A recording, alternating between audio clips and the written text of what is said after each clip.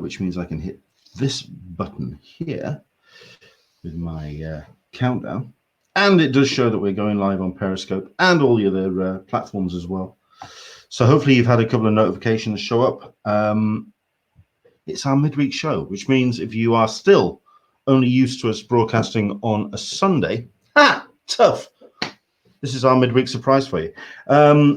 Basically, we are taking the show twice weekly, not only to kind of share any updates that we have on various conventions, although it's got to be said, it's this Sunday, which is going to be the more news-heavy show, because we're going to be talking about various virtual cons which are running. Zenescope have just announced theirs. We've had a show that's been announced by a couple of actors from the CW world. They're doing a virtual con. They're doing more the talent stuff, so it's kind of like one-on-one conversations which you can actually buy. So we're going to be talking all about that on Sunday. But today it's going to be more interview heavy, because we've got ourselves a couple of great guests and also some great features as well. We have kind of decided on the names of those special features. So yes, we are going to be having the crowdfunding spotlight. Not a great name, I know, but that's the one we're going with. And also our cup of tea, which is our artist of the day. We're going to get into all of that. So we've got a couple of people watching. Welcome along. Jump in on the comments. Best, of course. Oh, yeah, I know. This is what I completely forget every single time, to go to my Facebook page where this is currently sharing. And yeah, basically, I have to make the video public so you can actually share it or comment on it, because like a fool, all my videos are private or sent to my friends only, and I don't quite know why. But there we go. The video is now public, which means if you want to comment on the Facebook page, or my Facebook page, the Facebook transmission, by all means jump in on that. And of course on Twitch, on Periscope, on Twitter, and on YouTube, jump in on the comments, and we'll do what we can to get as many of your questions in. If you have any questions for our guests, we'll talk about that in a second. I'm going to disappear very quickly, because I think my headphones are in.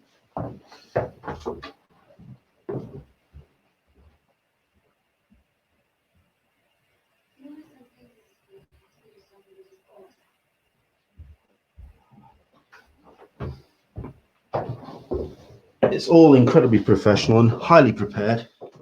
Of course it is. Here we go. Right, that way I can scream to my heart's content, and you guys can scream as well, and no one in the house gets disturbed. Fantastic. Usually at this point as well, I often try my best to get a list of the Patreon supporters up as well. That's being updated. And it was being updated as of this morning.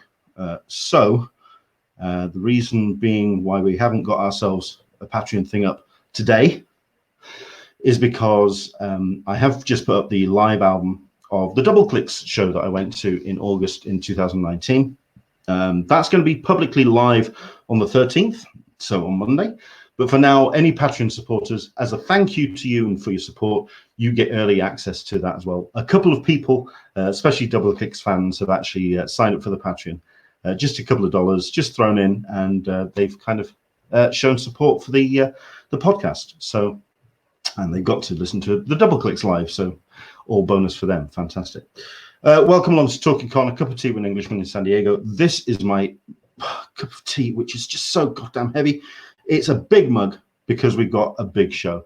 We are going to be doing our crowdfunding spotlight of the week. We've actually got two for you this episode, because I had somebody suggest one. We've got to treat you. We've got two. And we've also got an artist of the day as well, our cup of tea, which we're going to dive into at the end of the show. Two great guests we've got for you today. So it's a pleasure to introduce our first one. We have ourselves RACHAEL Smith joining us. Hello, RACHAEL. How are you? Hello, I'm really well. How are you, Leonard? I'm not too shabby at all. Now I've got my cup of tea, and now I've got you here. I'm a happy bunny. Because you didn't have a cup of tea last time. I know. I was on your last show. I know. It's not. Number one, thanks for somebody for cricket. Thanks for watching. And number two, You're yes, welcome. I was. It's got to be said as well, because it was a full hour, and I think I was doing a lot of the lion's share of the talking. Yeah, the throat got very dry at the end of that show. So this one, knowing that we've got ourselves two great guests, I decided to get myself a big mug for the day. Well, But thank you so much for highlighting my comics last time. oh, absolutely. Well, I think the first things first then is let's have people introduce you, perhaps if who don't know who you are. Rachel Smith, in a nutshell, introduce yourself, please. Whack. Put you on the spot. I'm Rachel Smith. I am a comic writer and artist, have been for a few years now. Currently, I'm doing this thing where I'm making quarantine comics over on my Twitter, which you can get to at Rachel _ Rachel spelled the awkward way with the AEL. Yeah, I'm making daily comics about the lockdown situation, which I hope are quite funny and heartwarming. And yeah, that's kind of me. I'm also, I guess I'm more well known for my books Wired Up Wrong and Stand in Your Power, which are about kind of mental health, but are also funny, I hope. Well, I think that's what people are finding really useful. I'm going to say useful about quarantine comics, because it's about mental health in the current situation. It's about, and it's really honest as well. While there's some great funny moments in there, which really do touch on some very real moments that we're all going through, and yourself as well. It's coming from a very real place. So there's some moments when things are getting on top of you, that are kind of that dark shadow that we see in the strip. It is there. I mean, it is there for everybody. But what I'm really loving is that it is so honest, and it has both sides of where we currently are. It's not trying to be upbeat, if you know what I mean. While it has some very sweet moments in there, it's recognizing that there is this thing that's happening, and it's very real. Yeah, the honesty is an important thing for me, really, because I want my work to make people feel less alone. Like, I want them to relate to it and think, yeah, geez, I feel like that as well. And but there's also a kind of warm humor underlying it, I think. So absolutely, absolutely. That's what I'm aiming for, anyway. Sure. I mean, I've interviewed you before, and I'm a big fan of your work. As you know, the books are to hand; they're in there somewhere. I'd have to pull them off shelves, but they are there. And we've talked about the importance of addressing mental health for better and for worse, and being honest about mental health in comics and in your work. And I think that's the quarantine comics is definitely an evolution of that. But when did you feel that you had to start doing quarantine comics? Was it something, because I mean, as a DJ, obviously Friday and Saturday night I'm needing to go out and play, and I'm doing that. You're a DJ. Like, yeah. You have so many lives, Leonard. Sorry? You have so many lives. I know. And I don't know. No, we won't talk about the rest of them, because yeah, we've only got an hour. there may be some legal issues. Anyway, moving on. Just that desire for me to actually go out and play. It's not just the financial aspect of earning, but it's also just having something to do and feeling that I need to contribute. Was that something that you felt you needed to do in the current situation, the current climate? Was it more of a drive for you to do it?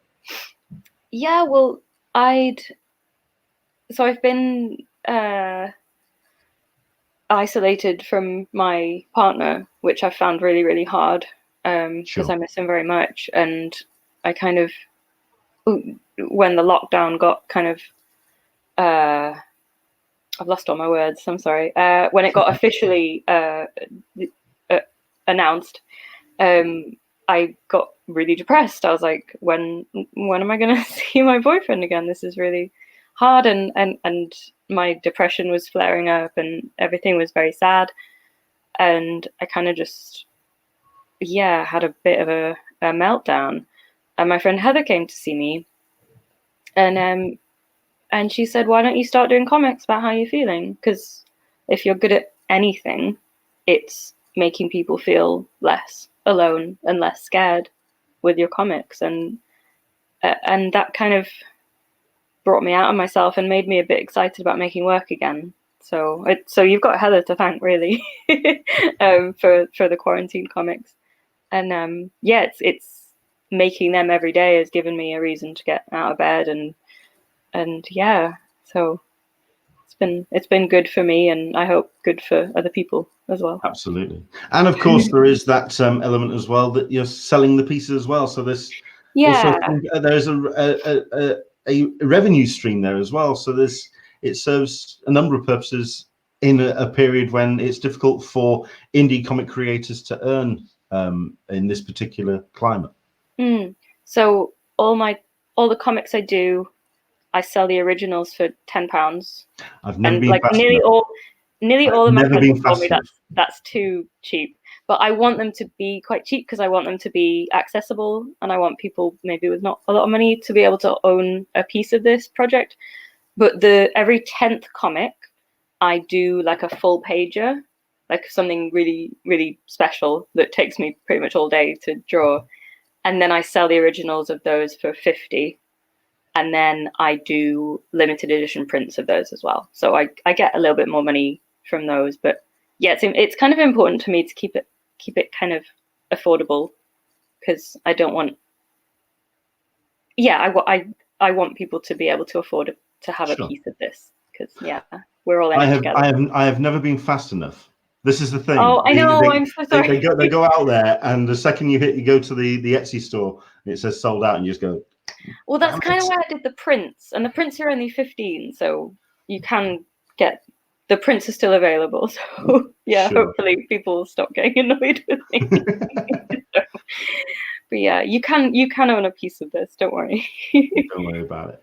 Okay, and I think also because there's been a couple of the strips where you do talk about the importance of social media as well in this situation for all of us, but also for yourself, and also the fact that social media has grabbed hold of quarantine comics, not only on Facebook, because it's Facebook mostly where I see a lot of the conversation.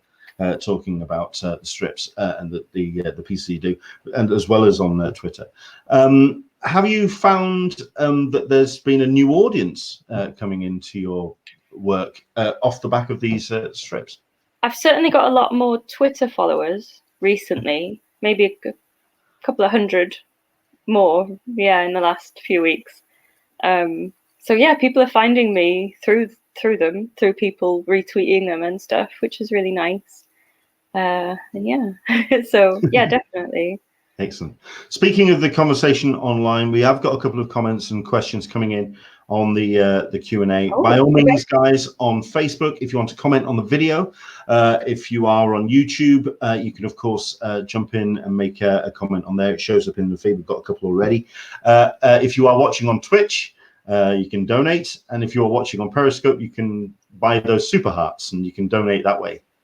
Not begging or anything, but it does help, by all means. I don't know what any of those words mean. It's money. Okay, money. Give Leonard money. Pennies. Do it. Pennies. But it works. It works. Tony Lee, I think this is a private joke between you and him. Have you seen Highlander yet? No, I haven't. What? Who's that? Who that? That's Tony Lee. Who is that person? Tony's asking. Who's Highlander? I have no idea. It's a great film. It's a great film. No, Tony got his photo taken with the guy, and I was just like, "Who's that?" Christopher Lambert. And he got really angry with me for not knowing who it was. Fair enough. That is what that's from. Fair enough. I love that. That's my first question. Thanks for joining us, Tony. The invite is open for you to joining us, as always, but let's see if we can get you on. This one, actually, has gone from that to a slightly serious question. Oh. If you're okay with it, let's see where we go with it. Let's see what happens. This is Solicitor of Smeg, regular on the show, good guy. Do you think mental health issues are rampant in the comic book industry? Or any artistic industry, or is it more just them being unique people as compared to others with more traditional jobs? Are you special, Rachel? Is that what you? I think that's what he's trying to say. I think with it, but if you have an artistic bent, you are more in touch with your feelings, with other people's feelings. You're more intuitive, and that kind of brings more out of your work, I think. Golly, I don't think depression goes for a particular kind of person. I think anyone is susceptible, which is the very sad thing about depression. I think that's a big topic. I know. I'm sorry. It's a big topic. From that to from Highlander to that.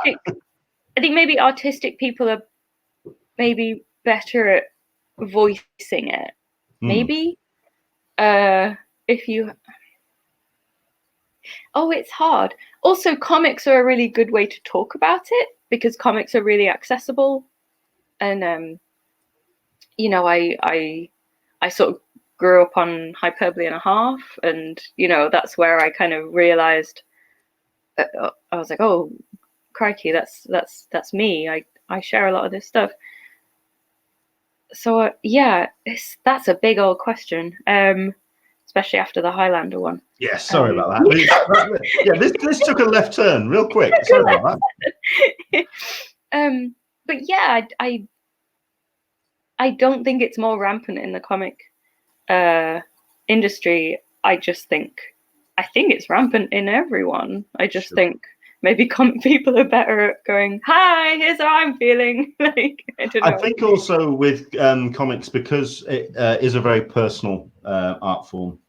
Especially on a lot of comics, you know, a lot of us cut our teeth on autobiocomics, you know, and a lot of us never grew out. You're sharing so much, and because then it becomes a very personal conversation with your reader. I think that's where people kind of do have that. Also, it's a two-way conversation that people then feel that there's this real definite connection with the work, and I think that's where definitely the conversation when it comes to mental health is very susceptible in comics, and especially indie comics, and like you say, autobiographical comics, because there is that direct connection with the reader. I think that's definitely where it comes from. Solicitor Smeg does say, to fair, I didn't know it would be asked after the Highlander question. Good point. It was entirely my fault. That was entirely. I'm going to ask a question. Don't worry about it.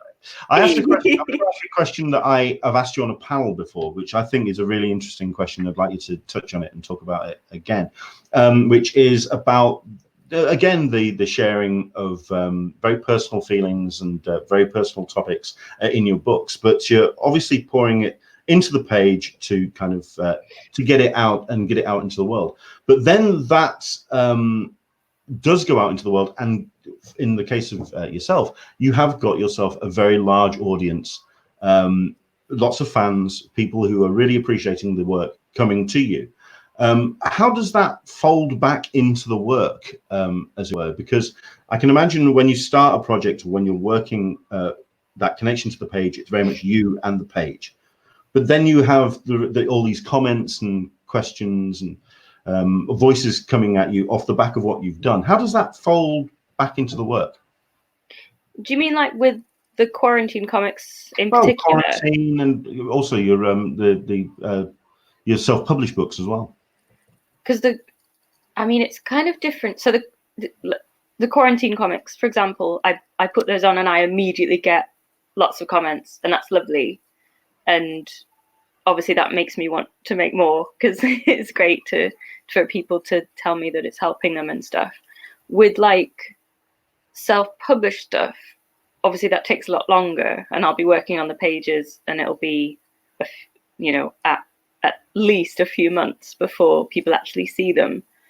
And then even then, the comments I get from the people that have read it are usually at conventions, who have actually, had the physical book and will come and talk to me. But either way, it makes me want to continue. Like, I'm always really humbled by people that talk to me about how much my work has helped them. Like just yesterday, I got a comment on my Etsy shop from someone who had bought one of my original quarantine comics, and they just said really makes them look forward to the next day, because they know they've got at least one other comic to see, and that's just awesome to know that I'm helping people, and it's really. Is this the first time you've done a daily project like this? It's the first time in a long time. I used to do One Good Thing, which was a diary comic as well, where I would draw a good thing that happened to me every day. But that was back in 2011, so it was a long time ago. I didn't have an audience, really. I was just doing it for me and my friends. But now it's, there's a lot of people reading them, which is amazing. And also, I mean, it's very difficult. This is going to be a tough one, because this is where we then have to start talking about the conversation that this is going to go on for a while. We're in it, and it's not just going to be the Easter weekend and done. At which point, I kind of have to ask: do you feel that there's a timeline where you feel that, okay, let's go to this weekend, and then let's just take a break? Or do you feel that no, you've got enough strips and enough stories and enough ideas to just keep going? Because I know that you're also wanting to combine this into I do want to make a book. Yeah. Because the cover's fantastic, by the way. Oh, thank you. I mean, it totally depends what form this will take, because like you said, I don't know what's gonna happen. I might get to the point where I'm like, here's comic 2000. That's probably enough now. Here's another comic about me being in bed all day. Like, whereas I might also have, there are some days where I do 5 comics, whereas today I've just done the one because I had a bit of a bad day today. But yeah, it totally depends, and pass. Okay, fair enough. I mean, I'm not sure. I'm so sorry. I do want to publish them eventually, but in what form that will be, I don't know. It depends how many there will end up being. I do want to go to, let me see if I can actually bring these up, because now that's timelines. I want to, that's Rachel, photos of Rachel. I want to bring the actual strips up. So, because then we can actually share them with people. So if you missed the show the other day, at least then we can kind of spread. I do have a little bit of a sneak preview if you're interested as well. Yes, please. But you show, if you've got ones you can show those first, because this one is. Sure. These are, now this is where I then have to, bear with me, I'm getting there. It's all about technology at this point. Here we go. Right, okay, this one. So this is a couple of selections from, and also featuring comments as well, but we'll see if we can actually. So it's today's. That's today's. Indeed. My bad day. Well, yeah, let's see if we can just bring that up a bit. So, okay, I don't know if that's. You made it smaller. Have I made it typical? Okay. Oh, how's that? Is that better? No, It's bigger. It's bigger-ish. Okay, fair enough. Well, you say sad, but then you do have this kind of connection with your cat, and it's. I mean, trust me, as a cat owner myself, this one hit home very much because the cat will be there. I mean, it doesn't care about the whole quarantine thing. It just wants loves and hugs, and we'll give loves and hugs back. And I think that's absolutely brilliant. So that was today's, but we've got this one. I had to show my other half because she also has some issues with mental health, and she recognized this very seriously. That there is that shadow that can be above you. And but you do then kind of share some real personal moments. This business with the quiz. I'm guessing that was over the weekend. That was last Thursday, actually. So a little bit after it happened. Yeah. Quizzes will take it out of you, man. That's But then, yeah, you've got the cat and Rufus. Yeah. It's deciding to jump in, and yeah, it's just all. Yeah, it's just real personal moments, and it's just, I mean, things like this are just fantastic. I mean, yeah, so all the color work. ones are like the prints that I mentioned of every 10th comic is a full pager that I do prints of. So, yeah. Fantastic. Excellent stuff. Okay, you say you've got a possible tease of a next one. I'm not entirely sure. Are you going to share it on screen? Yeah, I'm not going to cut to anything, but yeah, I can just show you. So this is one of the full pages. He's like, this is Barky, the big black dog, and that's me on the. I can't point. And yeah, there's some. Beautiful. So that's going to be number 50. Jeez.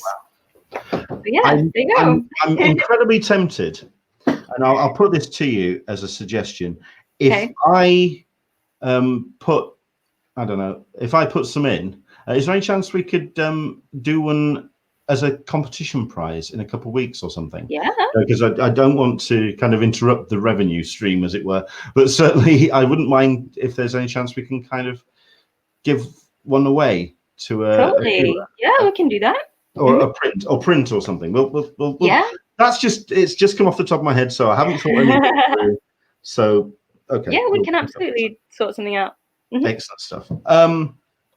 Something as well off the back of the conversation with your audience, but also I want to talk about the indie comic landscape at the moment, especially here in the UK, and how supportive they've been.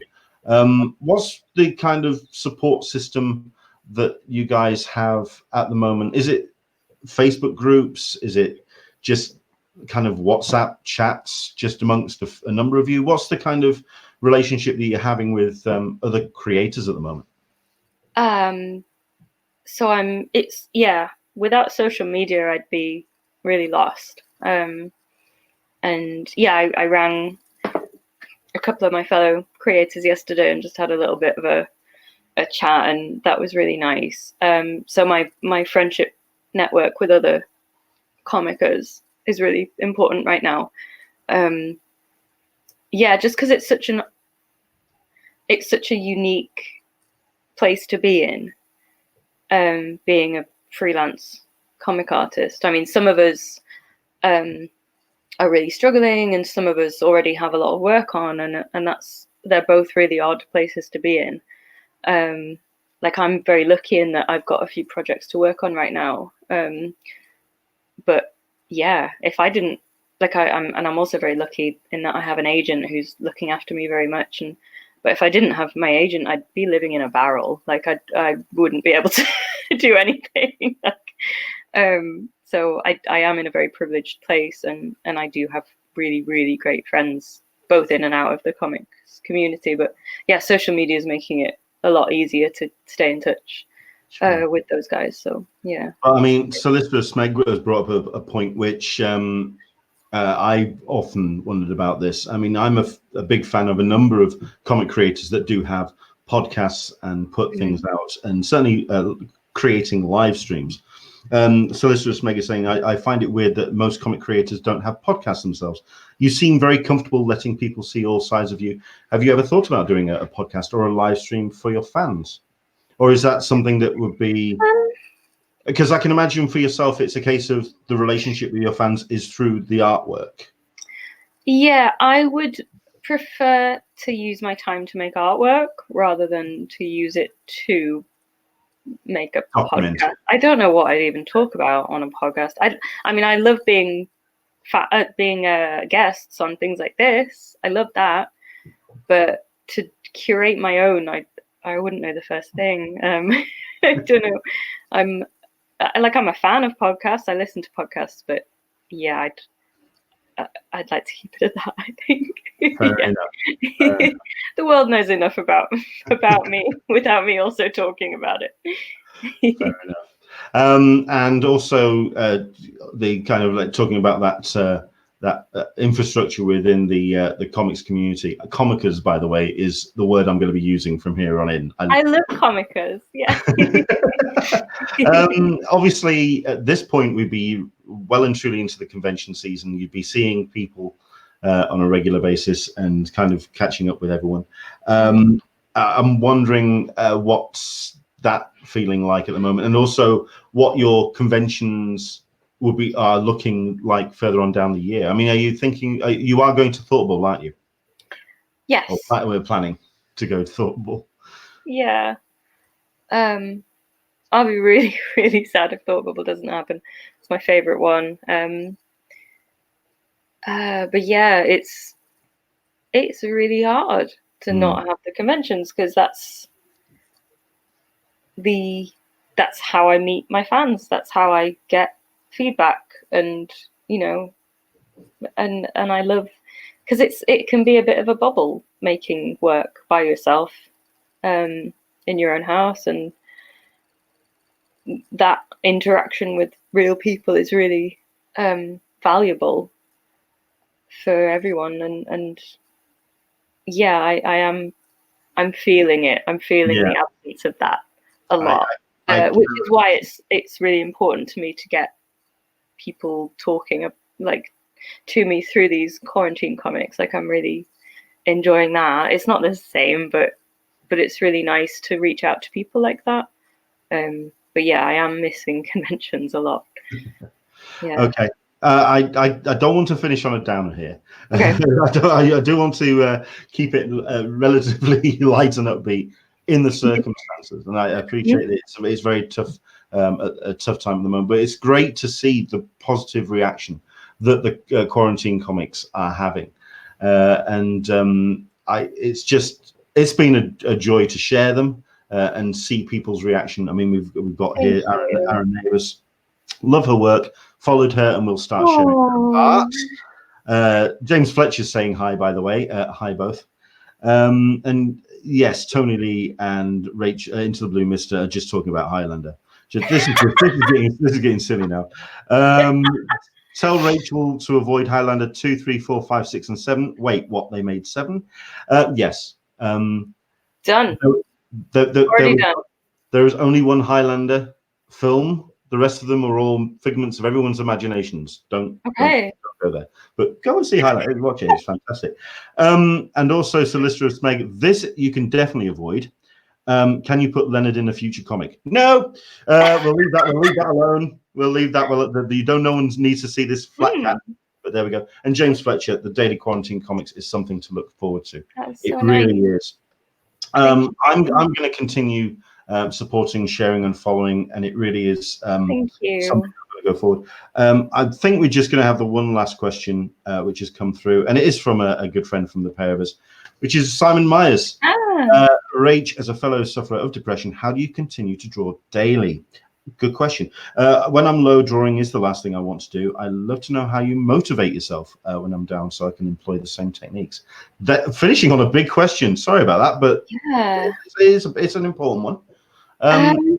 Yeah, it's all you. I guess the quarantine comics themselves, they're sort of 3 to 4 panels usually. So they don't take me very long. And usually they're quite cathartic because they're drawing about how I'm feeling. Even if I'm feeling quite down, like, people still tend to appreciate that because they'll relate. Sometimes, like, everyone has down days, even in the before times. But yeah, I'll think, even if I do nothing else today, I will do one comic, which is what I did today. And I'm really glad I did that because a lot of people have really appreciated that. So yeah, just try and do something really little, just something tiny, a little doodle or something, and sometimes that'll make you feel better, and sometimes that'll make you want to draw more. I don't know. That's how it is for me anyway.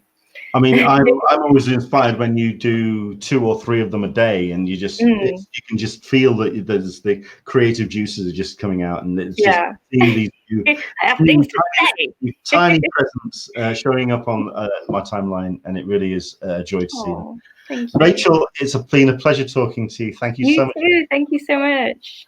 Can you let everyone know where people can find you and where people can find Quarantine Comics? Yes. So I'm on Twitter at Rachel _ that's RACHAEL _. I'm on Facebook under Rachel Smith Illustration, and I'm on Instagram. What am I on Instagram? Oh my god. Let me just see. I'm flimsy _kitten on Instagram. One day I'll get them all the same, but not today. Or my website is just rachelsmith.org, and that's got all the things on there. Probably should have just said that. Don't worry about it. No, it makes sense. I mean, certainly sharing the Twitter and the Facebook, especially for the instant hit. Well, Twitter, Facebook, and Instagram is where I'm posting the Quarantine Comics. And you can, like, if you just do hashtag Quarantine Comics with an X at the end instead of the CES, then all the comics should come up. It's free to read as well, but you don't need to. You don't need to buy them. You can read them all for free. I'll also say, don't just go for the Quarantine Comics. Go and check out her books as well. Rachel's books are fantastic. I'm a big fan of them. There was a book that you sold me at the last con that we saw each other at, which was a slightly thinner kind of one shot, which was just brilliant. And that was, yeah, brilliant. So no, I'm a fan, and we'll continue to share, and it's been a pleasure. Rachel, thank you so much indeed for coming on. Thank you. Enjoy the rest of your evening. Thank you so much. Stay well, Leonard. Try my best. Take care. Bye. Bye. Brilliant. Well worth checking out. I mean, we've shared the strips before. Do check out Quarantine Comics. It's Quarantine Comics with an X, by the way, so COMIX. If you're searching for it on social media, I know that there's a publisher in the States which is just taking over that hashtag because they're doing something with the same title. But Rachel's work will come up. Do check that out if you can get the chance. Excellent stuff. Thank you very much indeed for Rachel for joining us. It's two guests that we've got back to back now, so we're just going to dive straight into the next one. And this is somebody I've been wanting to talk to for some time, and I bet you'll fully understand why. Mike Armstrong, how are you doing, sir? I'm okay. I feel that was a pregnant pause and a half. I've been trapped in this basement for 4 weeks, so I'm ready to get out. I can imagine. Where are you based, by the way? We're in Connecticut. Our offices are in Connecticut. We've also got offices in Brighton in the UK, as you know, and then a couple other spots around the world. But we are all holed up in Connecticut. Fair enough. Mike Armstrong is one of the event coordinators for Repop, and therefore he has a number of events which is under his purview. I mean, what events have been directly under your control for this year, Mike? For this year, so I oversee the domestic Comic-Cons in the U.S. That's New York Comic-Con, C2E2, Emerald City, Keystone, Florida SuperCon. And then, we have a number of events around the rest of the world. So I do what I can to support our MCM events and work with that great team over where you are. So I directly oversee those 5 events and then help where I can. Absolutely. I mean, like I said, that I wanted to get you on the Hangout for some time because I got into contact with you when Emerald City was postponed or cancelled. It happened very much around when the lockdowns started happening worldwide, when things were really starting to impact across the globe. And that timing must have been absolutely heartbreaking for everyone in the office. I mean, if you could just talk about that very briefly. I mean, making that decision to do what you needed to do. Yeah, I mean, heartbreaking is the word for it. I think ultimately we were really concerned about the state of the city and the state of the fans out there, and we didn't want to do anything that was going to put anybody at any risk. And that risk profile got clearer as we got closer to the show. And once it became apparent that we lost a number of publishers, we lost a number of fans, we lost a lot of content, a lot of guests, then it, our decision was essentially made for us. It became pretty clear that the tenor in Seattle was not strong enough where we felt comfortable running a show. And look, on the flip side of that, there were, we were still selling tickets up until the day that we postponed the event. So there was a number of people who wanted it to happen. But obviously we feel much more comfortable about the event being in August. But yeah, it was a kind of a kick in the balls to the team. One of the benefits of running events is you get that wonderful payoff of the event. And so, our Emerald City team in effect is going to be running 2 Emerald Cities this year because, it's not like none of the work for the first one got done. So they're excited to continue to do what they can over the course of the next couple of months to really put a spotlight on creators and exhibitors who depend on shows like Emerald City for a significant portion of their living. So we'll continue doing that and making sure that the event we have in August is the best possible event we can have.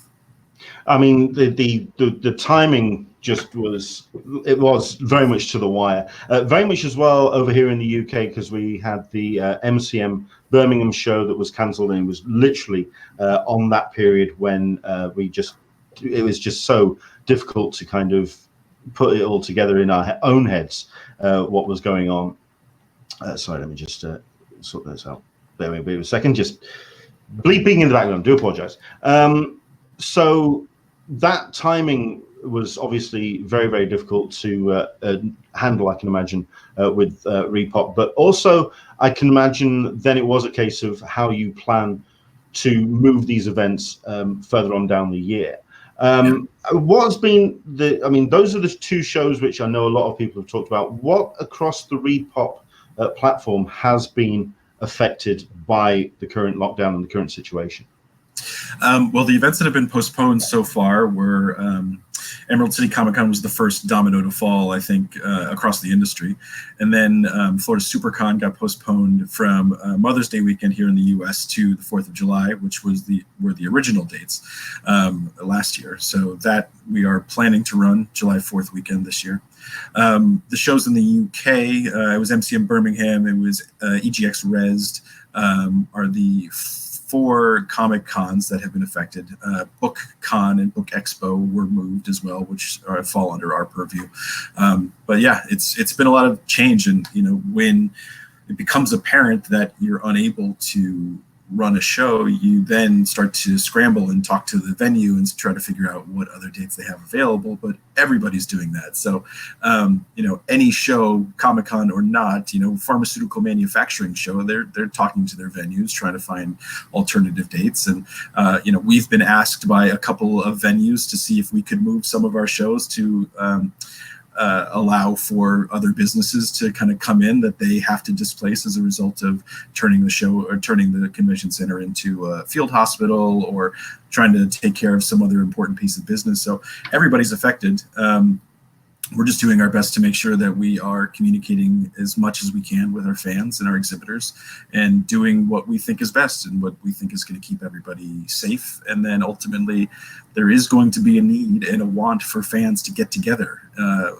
These shows mean a lot to people. They mean a lot to us. They mean a lot to the, 240,000 people that go to New York Comic Con. So we really want them to happen. We're going to do everything that we can to make them happen, but we're not going to be stupid about it. Sure. When it comes to those rescheduled dates, how accommodating has the venues and the cities been to Repop? I mean, I can imagine it's just been a case of moving heaven and earth to kind of scramble to work out the best dates and the best times to move these dates to. Yeah, they're as accommodating as they can be. They've got a lot of masters, But I will say, for the 2 examples that I've worked on personally, the convention center in Seattle went above and beyond what anybody could have reasonably expected them to be able to do to get us those dates in August. And then Miami has just been just as accommodating for Florida SuperCon. So, the events industry is in a really trying time, and I'm not even just thinking about us. I'm thinking about trade shows. I'm thinking about sporting events. I'm thinking about concerts. We've all seen the news stories about layoffs and furloughs and lost wages, and it's hit everybody. And they are doing what they can to keep the industry going, and I'm very, very grateful. Fair enough. I mean, you're talking about the financial aspects and how it's affected the convention landscape and at Repop in particular. We've seen reports of conventions getting into some real financial difficulty, and also some back and forth with insurance companies in kind of making the decision to cancel an event or do something with in reimbursing their tickets and whatever. How's Repop been affected in that regard? I mean, is it been financially trying for Repop, or where are you at with it as a company? Well, yeah, of course it's been financially trying. That's a big question. Sorry about that. No, it's fine. It's a question a lot of people have. Yeah, of course it's been financially trying, but it hasn't had an impact on us whatsoever. In fact, we're hiring. We're looking for new projects. We're building new things. I've heard, we've all seen stories of convention organizers and convention centers and events organizers just, mass layoffs. But I'm so happy that I work for the company that I do, because we have a level of comfort, and we have we've got the support that we need to make the decisions that we're going to need to make in order to come out of this a stronger company in late 2020, 2021. Insurance insurance is nothing. Like there are no insurance policies that cover anything like this. Yeah. Any conversation that's happened is just a legal thing so that people are able to get out of convention center contracts and stuff. It's not like we said we're going to cancel a show and then all of a sudden like the checks start rolling in from the insurance companies. That's not how it works. There's no policy that covers a pandemic like this. So that's, we're looking to push our events to later in the year where we're more confident that they'll run.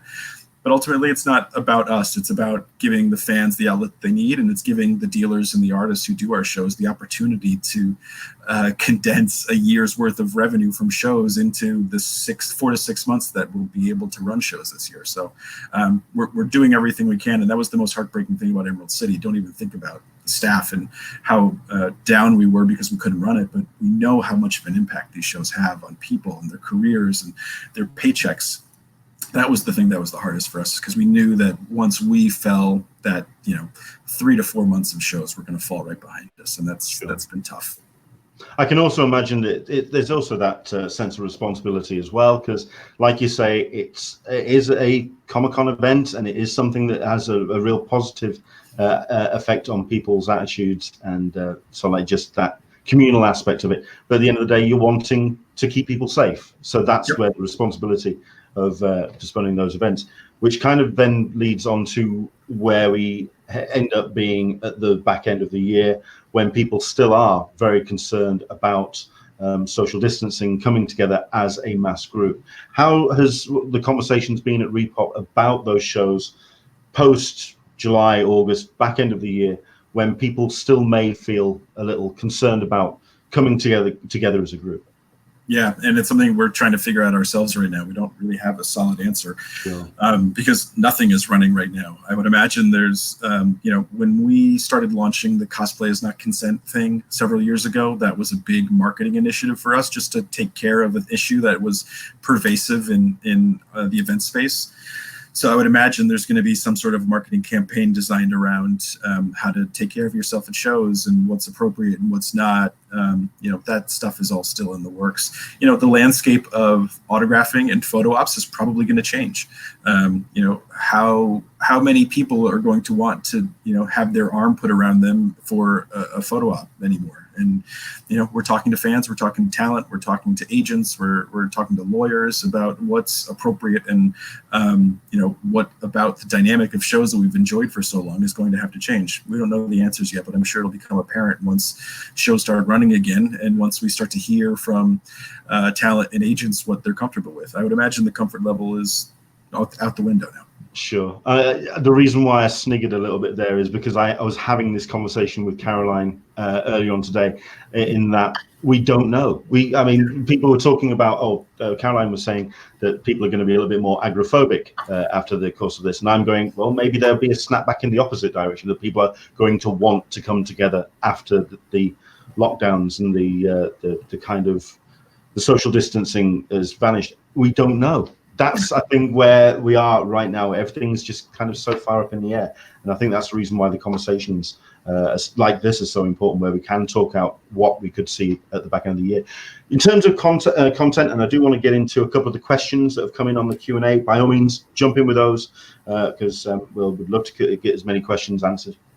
When it comes to the content, I'm really curious to see how shows like New York Comic Con, and indeed all of the major shows that are being rescheduled to the back end of the year, are going to look when it comes to people like Sony that have moved pretty much their entire slate to 2021.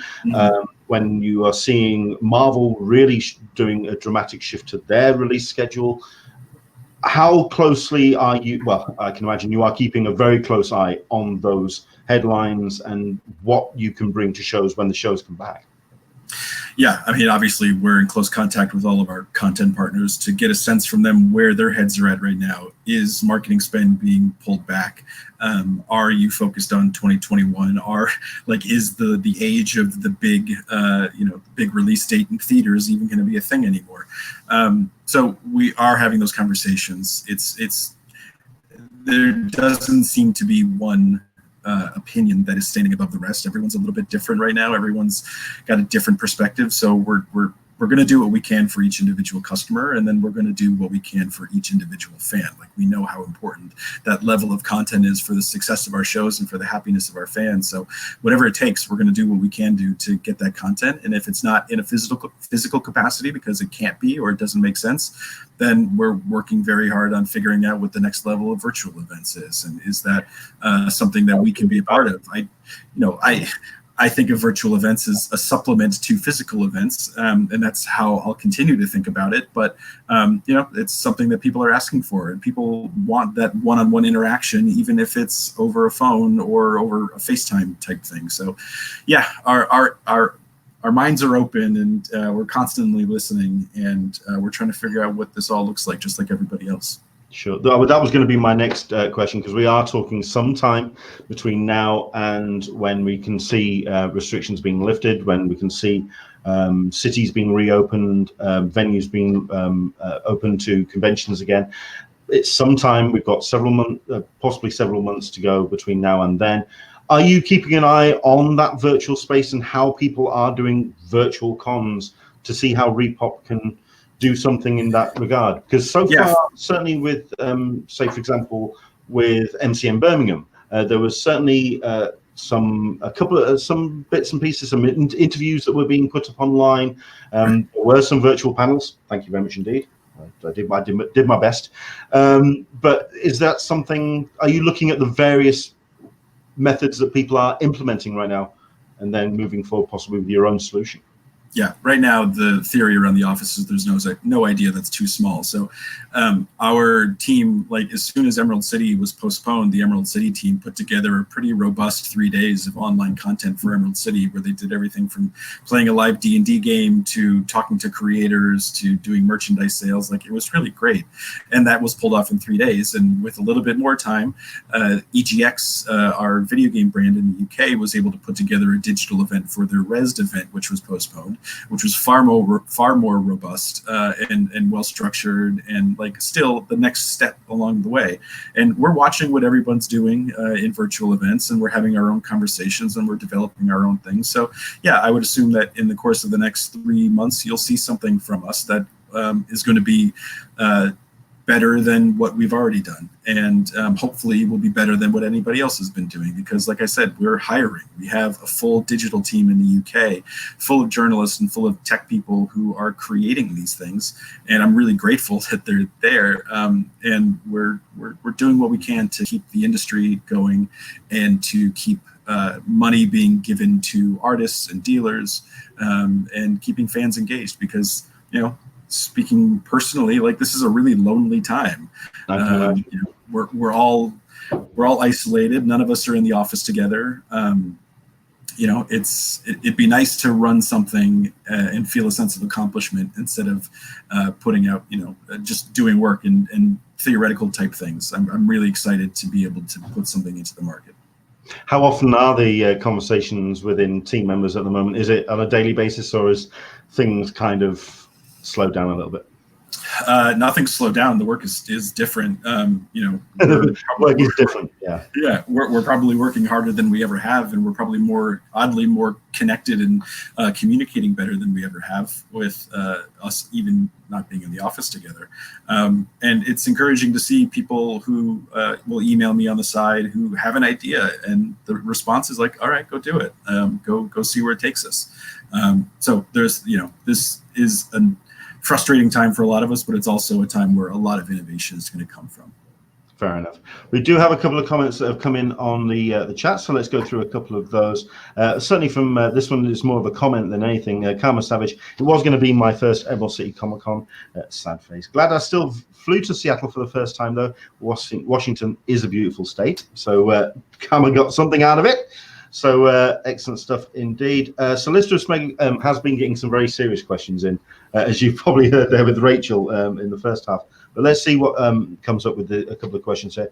Once this craziness ends, assuming it's not the end of days, that's a bit harsh, how do you think cons in general will be changed, be it on the floor or behind the scenes?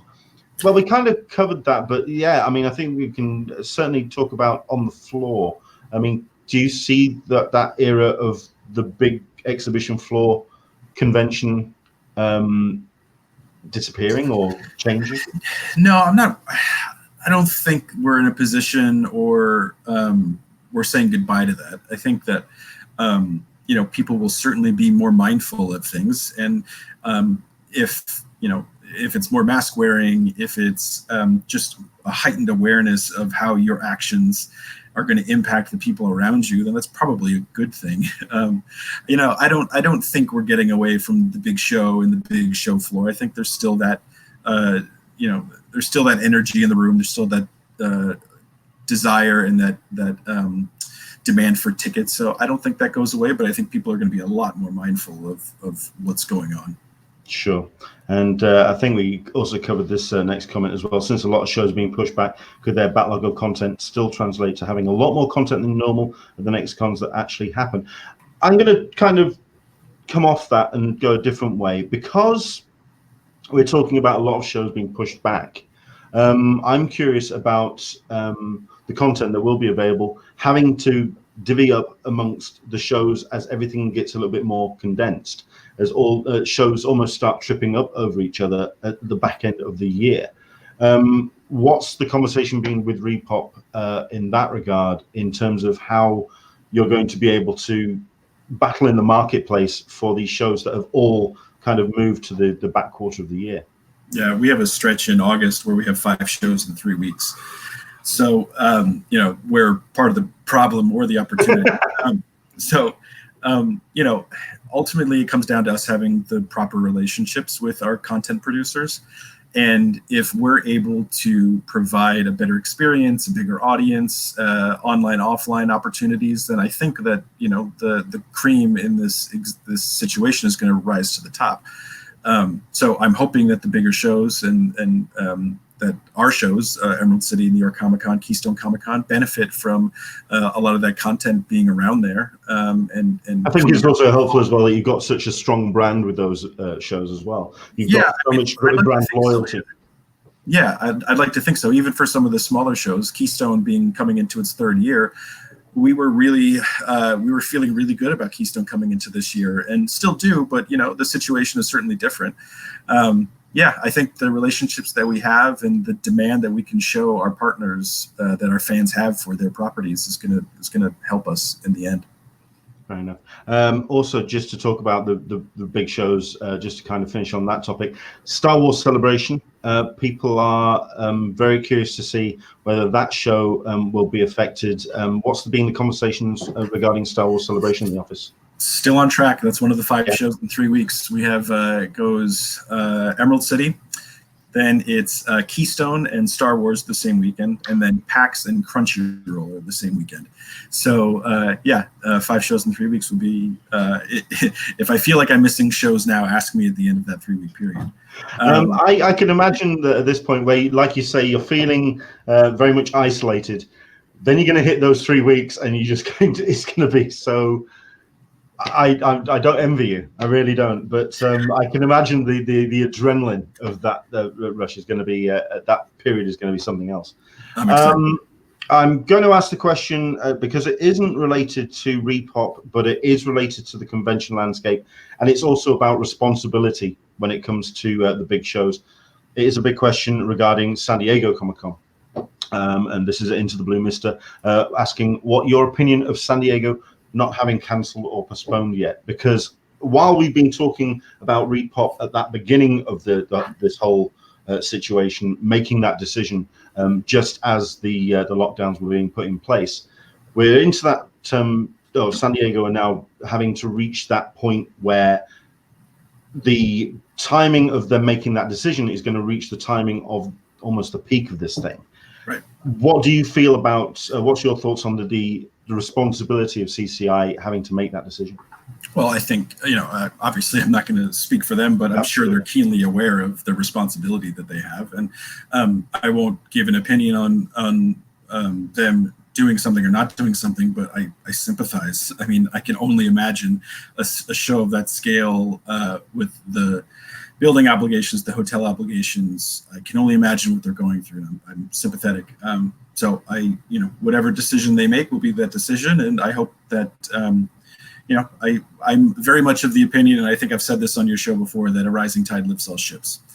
And a good San Diego begets a good Comic-Con industry, and that means we'll have a good New York and a good Emerald City. And I want shows to succeed, and I want shows to do well. And it's the same situation with CCI. Sure. I mean, certainly for myself, away from CCI, certainly from the city, just watching how the city of San Diego has responded to this entire crisis, certainly the convention center and the mayor's office has just been incredibly inspiring. To see them use the convention space to house the homeless in the city. I think that's just been highly inspiring to see. Likewise with the Javits Center as well. Javits and McCormick Place in Chicago.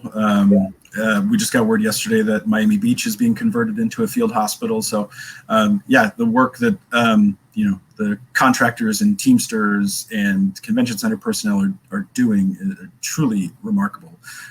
Not to mention all of the healthcare professionals that are going through all of this right now. It's nice to. It's been inspiring for myself. It's definitely inspiring, yeah. And for an underappreciated section of the world, nobody's necessarily thinking about how good their convention center is, but it's nice to see people that I work with personally and the people that we deal with as an industry do what they can to help and support. Fair enough. Mike, it's been a pleasure talking to you. I know that it's a very tough situation that Repop are in, along with all the convention organizers across the globe, but Repop more than most, because of the scale and the size and the impact that you have on the convention landscape. I, for one, would just want to say we really appreciate all the hard work that you put in, and the entire team at Repop, both here in the UK with MCM and in North America as well. And we can't wait to get back under the convention center roof again, enjoying the shows that you put on. I can't wait as well, and thank you for saying that. And it's always nice to talk to you. And I can't wait to see the fans again and see the dealers and move in, and just know that we're up and churning again, because what we do means a lot to people, and we don't take that responsibility lightly. Excellent. We will do what we can, as always, to spread the word and share any updates that you have for us, especially with events further down the line. If the situation changes, touch wood. There we go. I have plenty of wood around me. I'm going to touch plenty of, all the best to Repop, and let's all get through this together. We'll see you on the other side, sir. See you in July. Absolutely.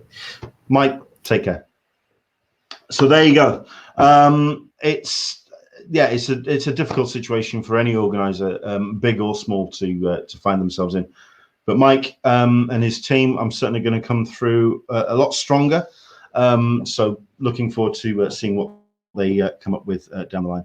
We've got this from Smeg. It's an idea for a safety measure: Purell showers. Yeah, I can kind of understand that. I can imagine there's going to be a lot more in terms of just the way that we all interact. There's going to be a lot more hand sanitizers, a lot more people looking after their own personal hygiene.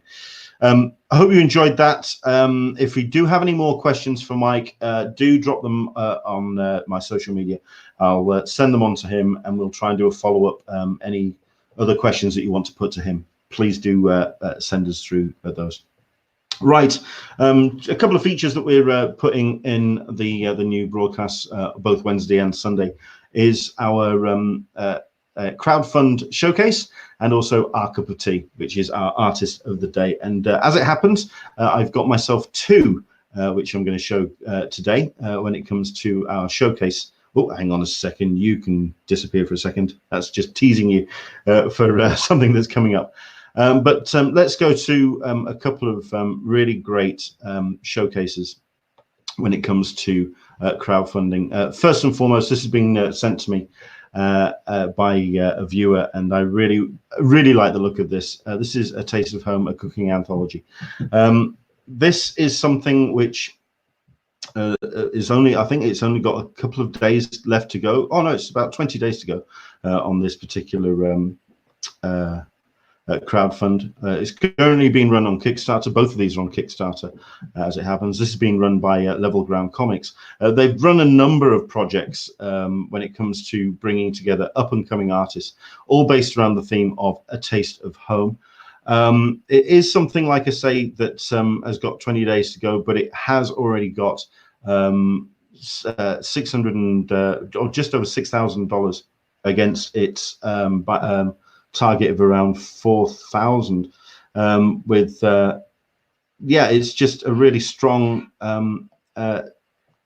project and a really strong campaign. Sorry, I'm just trying to bring up the details here, but it's all getting a little bit slow, so bear with me. So this is a case of bringing 16 artists together to explore what A Taste of Home means to them, bringing those tastes and smells and experiences conjured up those wistful thoughts. It's going to be an all-ages collection of comics, and this first anthology by a new grassroots publisher, starting as a group of students looking to create opportunities to publish, edit, and create comics. The artwork is just absolutely fantastic. It's a great collaborative setup as well, which is very inspiring to see. Let me just bring up some of the artwork that we've got here so people can see these, but some great new talent, which includes the names that you currently see on screen. These have been, oh, hang on a second, what happened there? Bear with me a second.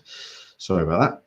Right, okay, there we go. But I mean, the names that are being talked about here, you won't know any of them. This is brand new talent, which is where you're looking at support of some fantastic up-and-coming artists. The likes of Audrey Mika, Gillian Wenner. I'm aware of her work on social media, so very much looking forward to seeing what they do. But 16 stories, 4 pages each, by 16 amazing up-and-coming artists, including Gabriela Diaz, Jessica Zhang, Sarah Davidson, and we've got some like I say, some of the demonstration pages which is being included on their social media on the Kickstarter. These are, it's just really, it's very much like Rachel's work. It's very strong, some great storytelling by some up-and-coming artists, which is where you're going to see some fantastic talent being generated in this period when they're all coming together to create these anthologies. And they're just, it's just great looking work. I mean, like I say, it's demonstrated by how well the Kickstarter has gone. The work's already done, so it's a case of you're not concerned too much about the project not going to final completion, because it is already done, and it's just really great to see some great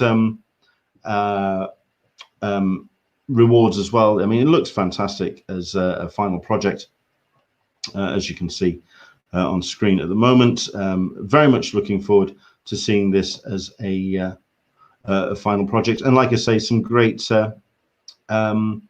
rewards as well, some stickers and some variant covers as well, which has been put together for the project. All of these are available on the actual final project, which is available at kickstarter.com/projects slash, I forgot the slash there, so do bear with it, Level Ground Comics, A Taste of Home at Cooking Anthology. Well worth checking out.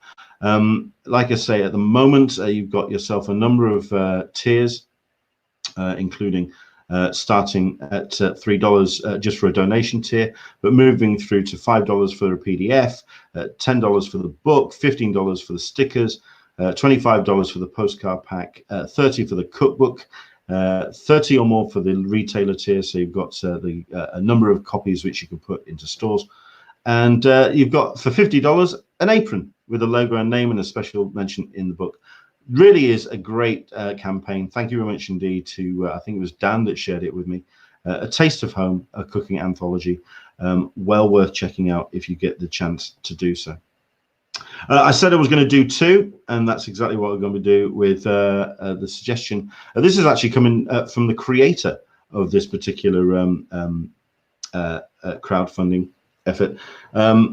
And it's relevant to the upcoming week. It is Easter Sunday, which means a lot of celebration of a religious nature. I am not religious by any stretch of the imagination. I'm a card-carrying atheist, but even I appreciate the telling of the story.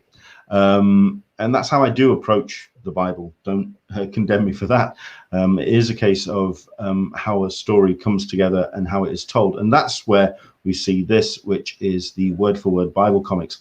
This is not the first project by this particular talent, of which I'm, like I say, I've been a long time supporter and follower of this particular creator, because he does show up at a number of conventions here in the UK. So very much spreading the word of these particular books.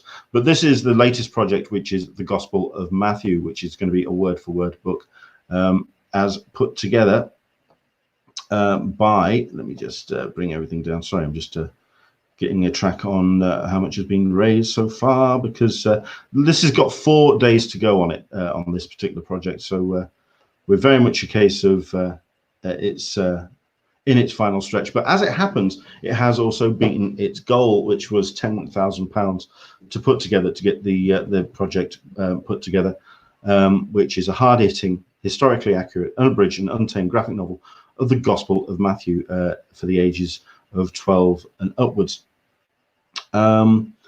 Again, this is a strong project which has got some incredible artwork involved. I'm just to go full screen with this so you can get a sense of what the team has done.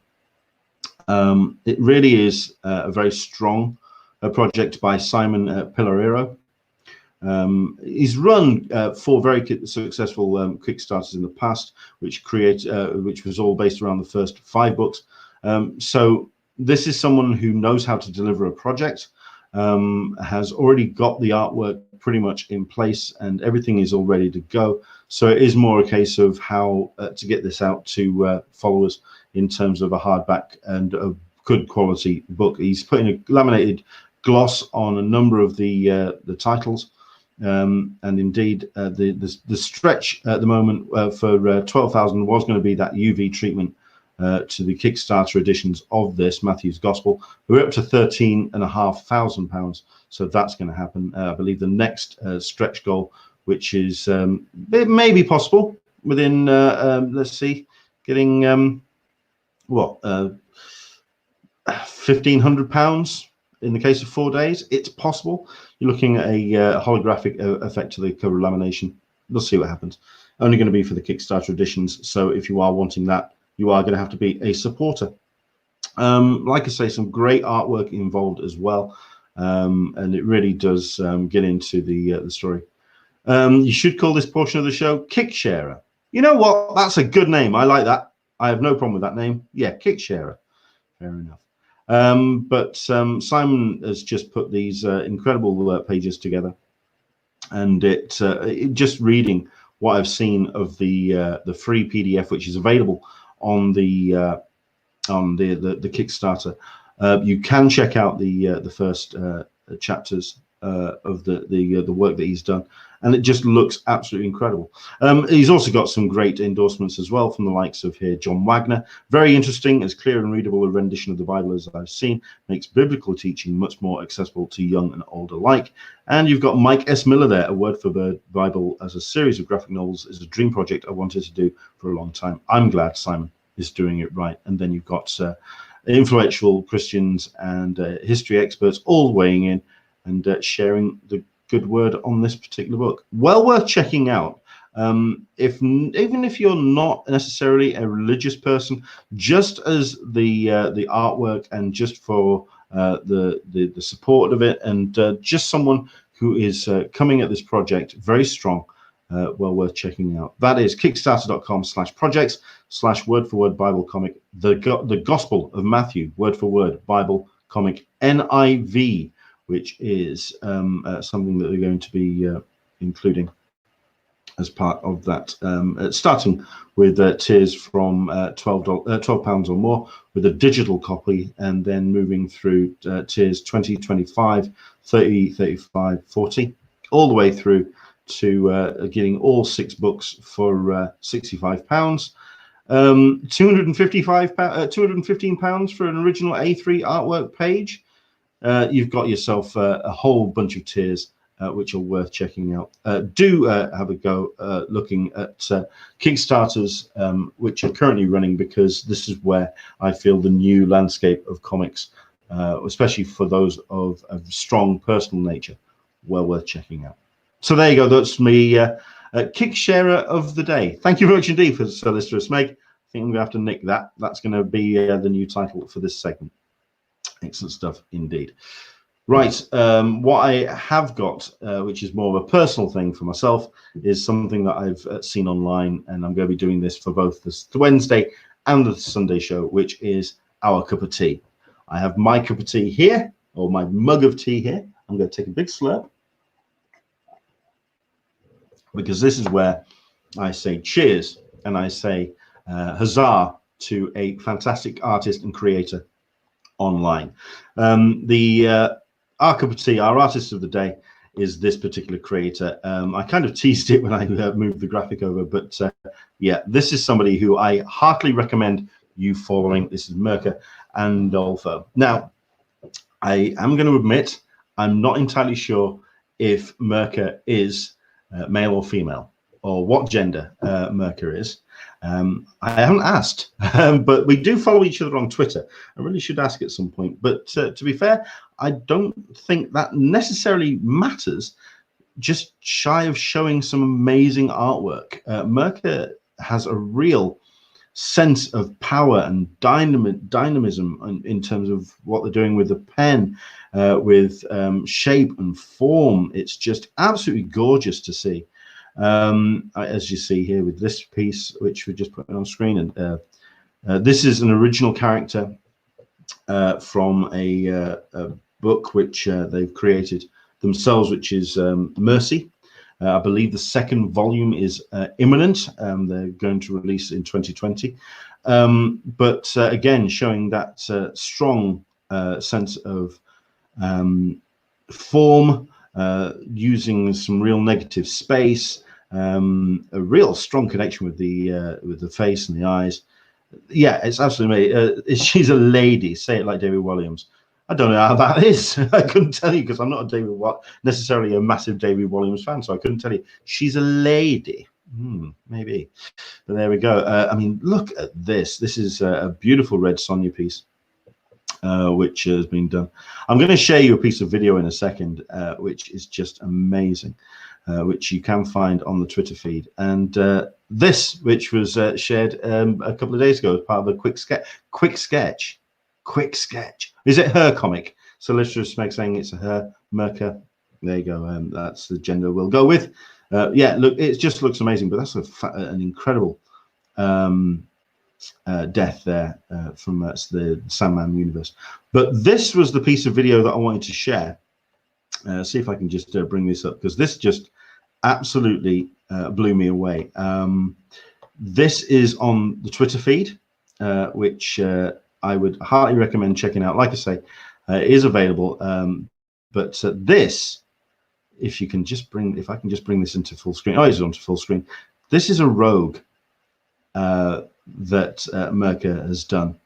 We'll let it roll around again so you can just see it. But if you do check out Mirka's Twitter feed, there's plenty of these incredible pieces of what I call cows come home.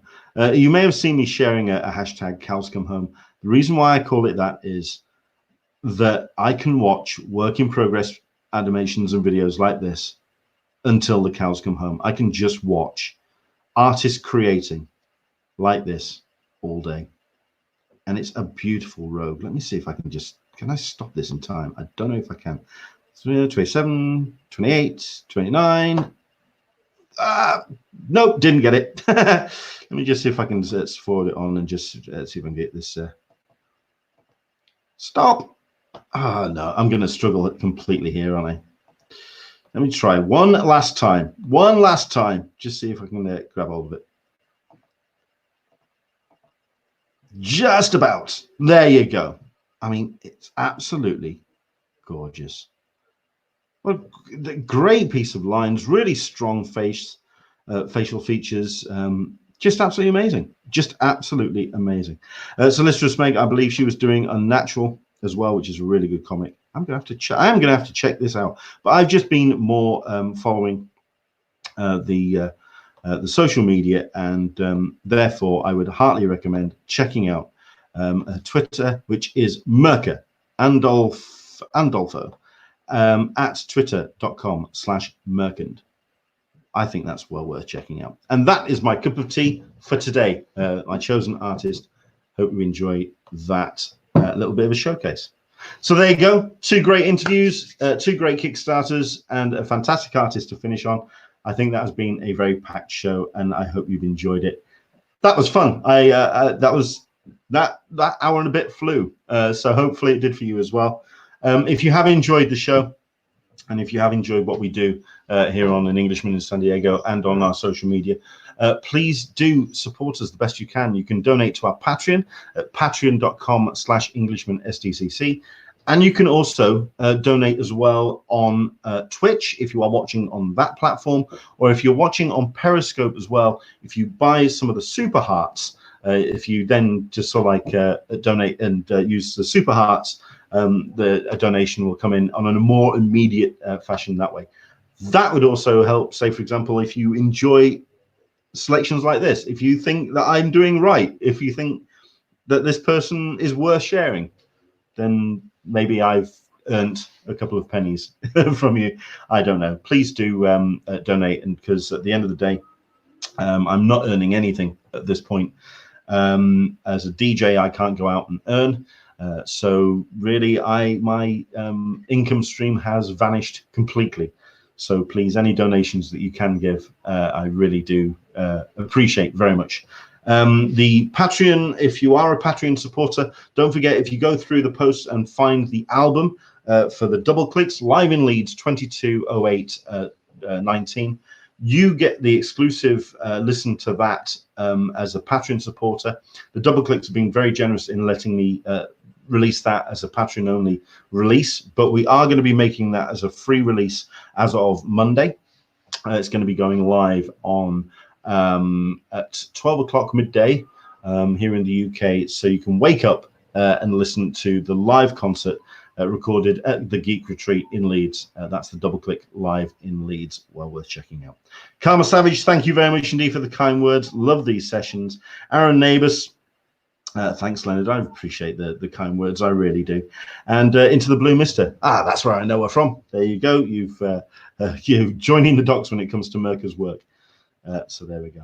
Thank you very much indeed for watching. Keep up with what we're doing at our social media at Englishman SDCC.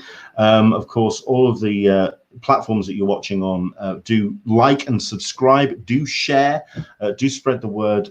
Please do make a comment as well, because that also kind of boosts up our standing on the platforms. So do make a comment on the Facebook, do make a comment on the YouTube channel, not necessarily just in the Q&A, but also in the comments for the video.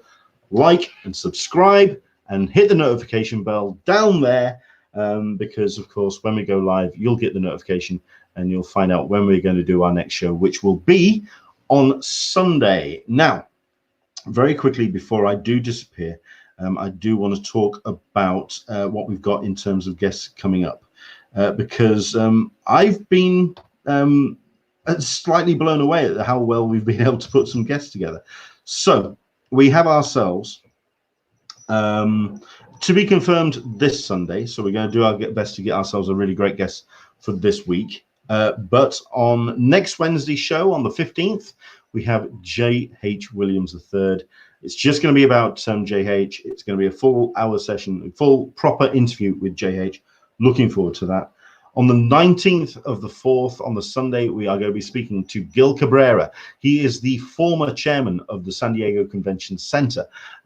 He's going to be great to talk to when it comes to the relationship between the convention center and the city, and the convention center and San Diego Comic-Con.